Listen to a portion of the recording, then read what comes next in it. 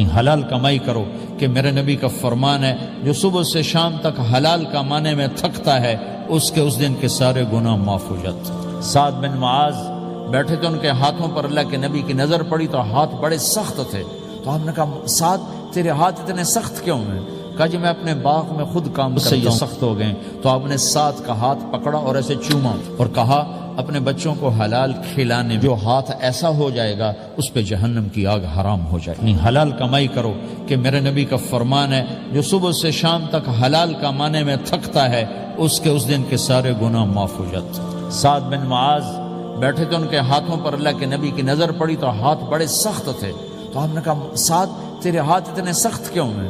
کہا جی میں اپنے باغ میں خود کام کرتا ہوں، سخت ہو گئے۔ تو آپ نے سعد کا ہاتھ پکڑا اور ایسے چوما اور کہا اپنے بچوں کو حلال کھلانے جو ہاتھ ایسا ہو جائے گا اس پہ جہنم کی آگ حرام ہو جائے گی۔ حلال کمائی کرو کہ میرے نبی کا فرمان ہے جو صبح سے شام تک حلال کمانے میں تھکتا ہے اس کے اس دن کے سارے گناہ معاف ہو جاتے۔ سعد بن معاذ بیٹھے تھے، ان کے ہاتھوں پر اللہ کے نبی کی نظر پڑی تو ہاتھ بڑے سخت تھے، تو ہم نے کہا سعد تیرے ہاتھ اتنے سخت کیوں ہیں؟